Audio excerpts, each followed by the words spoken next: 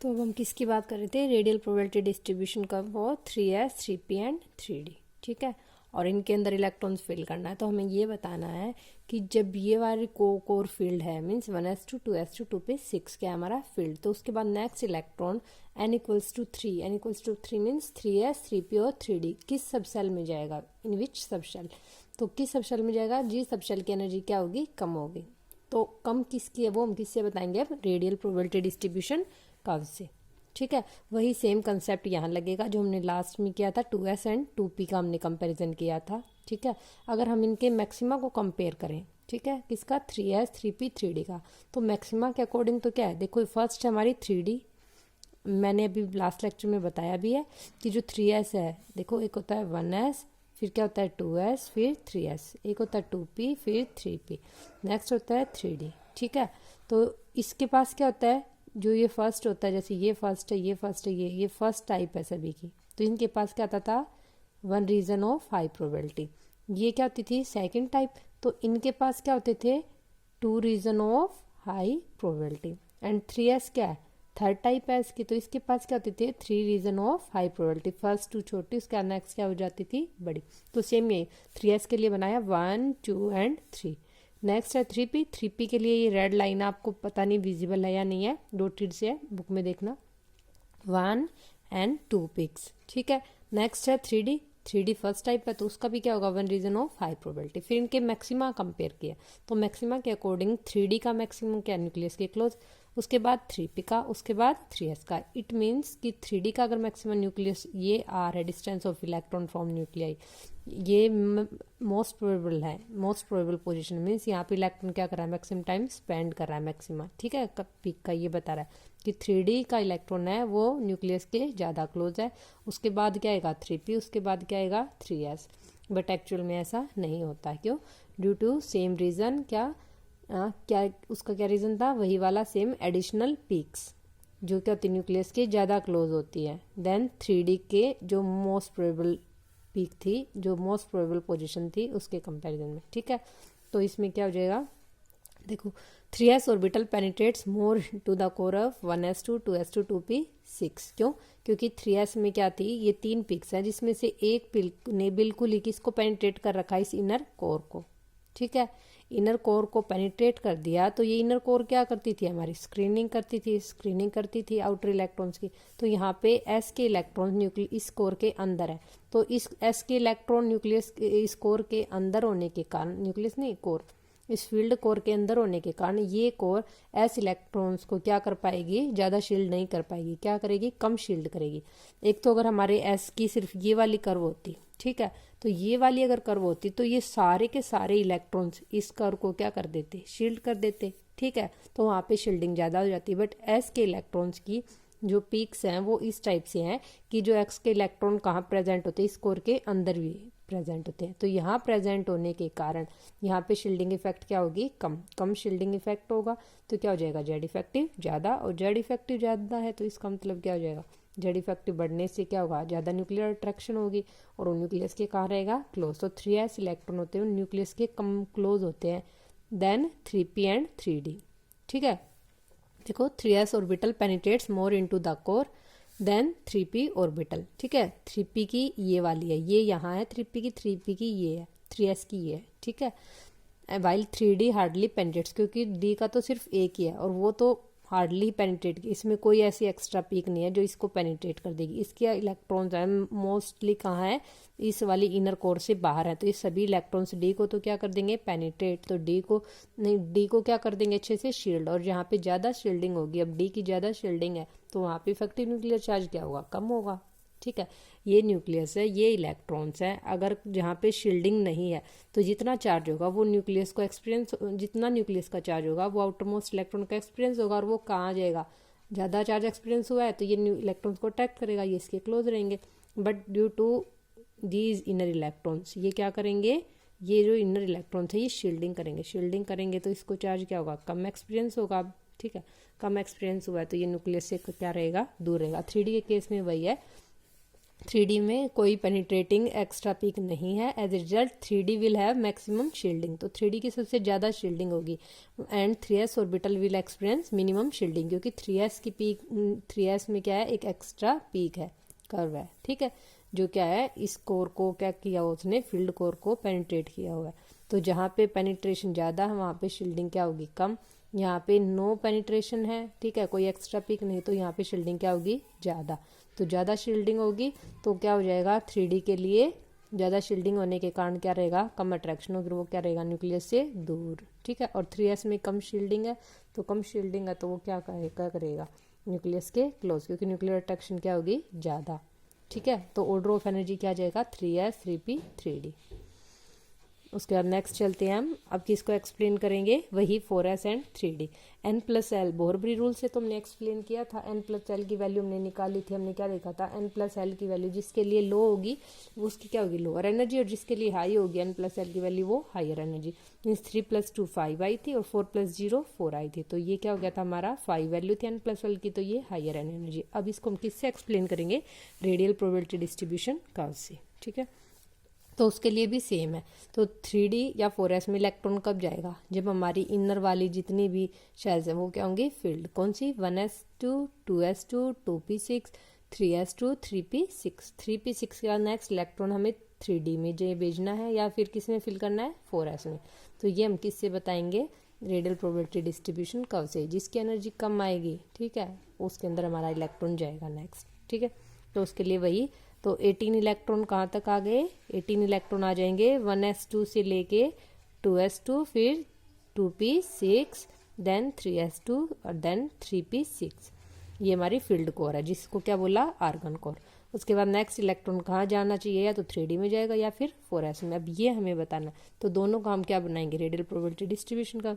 तो 3D का पता है हमें, अभी ऊपर भी बताया मैंने, 3D क्या होता है, first orbital of D type, तो उसका कितना आता था, 1 रीजन ऑफ 5 प्रोबेबिलिटी, तो इसके तो क्या आया 1। बट 4s NS के लिए क्या होता था, NS ऑर्बिटल के लिए n रीजन होते थे हाई प्रोबेबिलिटी के लिए, 1s के लिए 1 होता था, 2s के लिए 2, 3s के लिए 3, 4s के लिए 4। तो वही इसमें भी 4 बनेंगे। और स्टार्टिंग वाली जो आती थी हमारे क्या रीजन्स, वो क्या होते थे, स्मॉलर। तो उन्होंने क्या कर दिया, फिर से जो ये फील्ड कोर थी आर्गन की, इसको पेनिट्रेट कर दिया। अगर मैक्सिमा कंपैरिजन करते वही सेम, वही जो ऊपर लगाया हमने कंसेप्ट वही लगेगा। अगर मैक्सिमा कंपेयर करते तो 3D का मैक्सिमा न्यूक्लियस के क्लोज है, देन मैक्सिमा ऑफ 4s।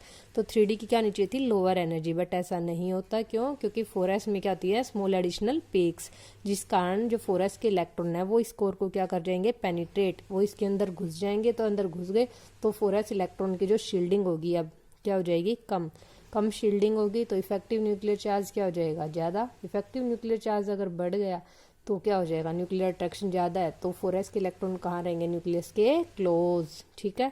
तो यहाँ पे हम बता सकते हैं न्यूक्लियस के क्लोज रहेंगे, तो 4s क्या हो जाएगा, lower in energy than 3D। Next चलते हैं सेकंड रूल। मैंने बताया था जो ऑर्बिटल्स की फिलिंग होती है उसको हम क्या करते हैं, कुछ रूल्स को फॉलो करते हुए फिल करते हैं, ठीक है। ऑर्बिटल्स में जब इलेक्ट्रॉन को फिल करते हैं तो हम 3 बताए थे मैंने। फर्स्ट था अफबाउ प्रिंसिपल, सेकंड क्या है, पोली एक्सक्लूजन, एंड थर्ड क्या है, Hund's rule of maximum multiplicity. Aufbau principle के अकॉर्डिंग क्या था, ऑर्बिटल्स की जो फिलिंग होगी वो किस में होगी, इंक्रीजिंग एनर्जी ऑर्डर में। Means electron first goes to lower energy orbital and then subsequent electron goes to higher energy orbitals, ठीक है। अब नेक्स्ट बात करते हैं पॉली एक्सक्लूजन प्रिंसिपल। तो पॉली एक्सक्लूजन प्रिंसिपल के अकॉर्डिंग क्या है कि an orbital can accommodate maximum 2 electrons of opposite spin. कोई भी ऑर्बिटल है उसके अंदर मैक्सिमम हम कितने इलेक्ट्रॉन्स बना सकते हैं, सिर्फ 2 इलेक्ट्रॉन्स। कितने इलेक्ट्रॉन्स फिल करेंगे, 2। और इलेक्ट्रॉन्स को भी ऐसे फिल करना है कि उनकी जो स्पिन है वो क्या रहेगी, अपोजिट। अगर एक की अपवर्ड है तो दूसरे की क्या रहेगी, डाउनवर्ड। हम ऐसे नहीं बना सकते, या दोनों को डाउनवर्ड नहीं बना सकते, ये क्या हो जाएंगे, रॉन्ग, ठीक है। तो ये वाले क्या है, ठीक। तो ये किसने बताया था, पॉली एक्सक्लूजन प्रिंसिपल ने। तो पॉली एक्सक्लूजन प्रिंसिपल ने क्या बताया, N orbital can accommodate maximum 2 electrons and these 2 electron must be of opposite spin, ठीक है। और जो ऑर्बिटल्स है तो अब कितने इलेक्ट्रॉन हो सकते हैं, या तो ऑर्बिटल के पास 0 इलेक्ट्रॉन होगा, ना फिल हुआ तो ठीक है, कोई इलेक्ट्रॉन नहीं फिल हुआ। अगर 1 इलेक्ट्रॉन फिल हुआ तो 1 है, और मैक्सिमम कितने आ सकते हैं, 2 इलेक्ट्रॉन्स। बट उनकी स्पिन क्या होनी चाहिए, मस्ट है opposite, must be of opposite spin, ये ध्यान रखना, ये पोली ने बताया था। नेक्स्ट रूल इज हंस रूल ऑफ मैक्सिमम मल्टीप्लिसिटी। ठीक है। इसके अकॉर्डिंग क्या था, हंट्स रूल ने बताया था पेयरिंग कि हमें पता मैक्सिमम 2 इलेक्ट्रॉन होंगे, 2 इलेक्ट्रॉन मीन्स उसकी क्या करेंगे, पेयरिंग। तो पेयरिंग यूं नहीं है उठा के कहीं भी पेयरिंग कर दी, नहीं। तो उसको हंट्स रूल ने बताया था, उसके अकॉर्डिंग है pairing can not takes place until each orbital is singly occupied. मान लेते जैसे 2p है, 2p का हमें पता है कितने ऑर्बिटल्स होते हैं, 2p के 3 ऑर्बिटल्स होते हैं, 3 डिजनरेट ऑर्बिटल्स होते हैं, px py pz। अब हमें पता है ईच ऑर्बिटल में मैक्सिमम कितने आएंगे, 2 इलेक्ट्रॉन्स, और हमें 2 इलेक्ट्रॉन्स फिल करने। तो 2 इलेक्ट्रॉन्स को कैसे फिल कर सकती हूँ मैं, या तो 2 इलेक्ट्रॉन्स को एक ही ऑर्बिटल में पेयर अप कर दूं, या 2 इलेक्ट्रॉन्स को या तो इसमें कर दो या इसमें सेम है, ठीक है, मैंने इसका दिखाया हुआ है। उसके बाद नेक्स्ट का आ जाएगा, नेक्स्ट 2 इलेक्ट्रॉन्स ऐसे फिल कर दो कि एक इलेक्ट्रॉन इस ऑर्बिटल में, एक इस ऑर्बिटल में, ठीक है, और स्पिन इनकी अपोजिट कर दो, ठीक है, या फिर एक इसमें है, एक अपोजिट स्पिन का यहाँ कर दो, वो इसी के इक्विवेलेंट है, ठीक है। नेक्स्ट क्या प्रोबेबिलिटी है कि 2 इलेक्ट्रॉन्स को हम क्या करें, डिफरेंट ऑर्बिटल्स में फिल कर दें, और क्या कर दें इनकी जो स्पिन्स हैं वो क्या कर दें, पैरेलल ले लें, ठीक है। तो ये 3 पॉसिबिलिटी है। तो इसमें से जो हमारी राइट है पॉसिबिलिटी वो है सी वाली, थर्ड वाली, ठीक है, और ये 2 क्या है, रॉन्ग है। ये किसने बताया, हंट्स रूल ने। हंट्स रूल ने क्या बताया था कि पेयरिंग हमें तब तक नहीं करनी है जब तक क्या ना हो जाए सेम एनर्जी के ऑर्बिटल्स हैं सिंगली ऑक्यूपाइड ना हो। जैसे अब ये मेरे पास है 3 है डिजनरेट ऑर्बिटल है, सेम एनर्जी के ऑर्बिटल्स है, फर्स्ट इलेक्ट्रॉन इसमें डाल दिया, तो नेक्स्ट इलेक्ट्रॉन मैं पेयर अप नहीं करूंगी जब तक कि ये सेम एनर्जी के जो डिजनरेट ऑर्बिटल्स हैं ईच ऑर्बिटल के अंदर 1 इलेक्ट्रॉन ना आ जाए। जब तीनों के अंदर 1 आ जाएगा ना, 1 उसके बाद हम क्या करेंगे, पेयरिंग। तो ये वाली क्या हो जाएगी, गलत, क्योंकि इसके बाद नेक्स्ट ये भी वैकेंट है सेम एनर्जी का ऑर्बिटल, तो इसके अंदर जाना चाहिए था, और स्पिन भी क्या होनी चाहिए, अपोजिट, वो बताया था पोली ने, ठीक है। तो ये वाली भी गलत है, और ठीक कौन सी हो जाएगी, ये वाली।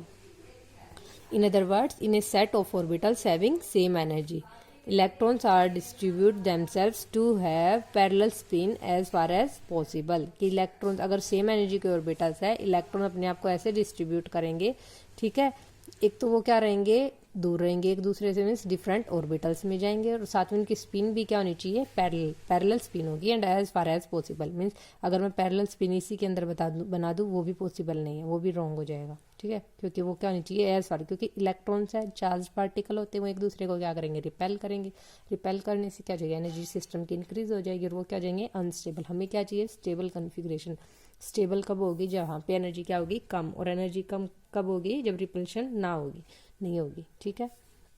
तो ये इन्होंने बनाया किसके लिए, 1s2 2s2 2p2, 2p के अंदर s तो सिंगली है, इसके अंदर भी 2 इलेक्ट्रॉन आ जाएंगे, 1s2 2s2 भी क्या है, सिंगली डिजनरेट, इसके अंदर भी 2 बना दें।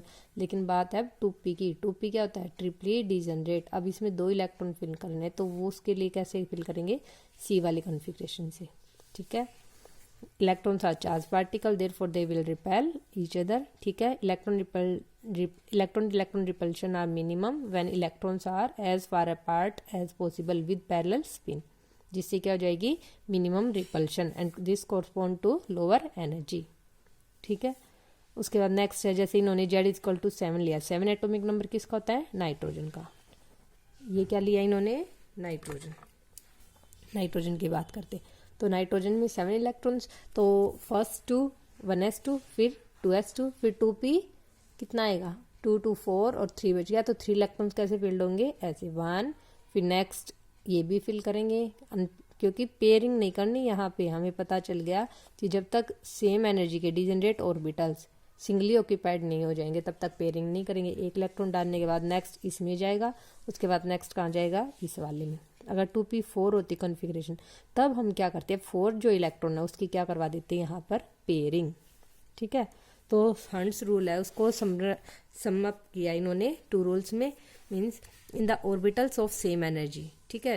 फॉर एग्जाम्पल इन्होंने क्या लिया, 2px 2py 2pz, electrons pairing will not occur until each orbital is singly field, ठीक है। जब तक कि ईच ऑर्बिटल क्या ना जाए, सिंगली फील्ड ना जाए, तब तक हम क्या नहीं करेंगे, पेयरिंग। जैसे 2p4 का केस लिया था मैंने, अगर Z=8 ले लें, Z=8 क्या होता है, ऑक्सीजन का एटॉमिक नंबर है, तो ऑक्सीजन में क्या होता है, 1s2 2s2 2p4, तो 2p4 कब होगा, पता चल गया, 1 2 3, नेक्स्ट क्या जाएगा, 4th इलेक्ट्रॉन यहाँ आएगा। And when electrons are filled in different orbitals of same energy, their spin should be parallel। समझ में आया, हंट्स रूल के अकॉर्डिंग कि पेयरिंग जब तक नहीं करानी है जब तक कि क्या ना हो जाए, ईच ऑर्बिटल जो सेम एनर्जी का वो क्या ना हो जाए, सिंगली ऑक्यूपाइड। और जो स्पिन रखनी है ना डिफरेंट ऑर्बिटल्स में जब इलेक्ट्रॉन्स को फिल करने, उनकी स्पिन भी क्या रखेंगे हम, पैरेलल स्पिन है। नेक्स्ट टॉपिक है इलेक्ट्रॉनिक कॉन्फ़िगरेशन ऑफ एटम्स। जितने भी हमारे क्या है एटम्स है, पीरियोडिक टेबल है, ठीक है, उसके जितने भी एटम्स हैं हम शायद इस वाले में up to 30 atomic number electronic configuration को स्टडी करेंगे, ठीक है। ओके।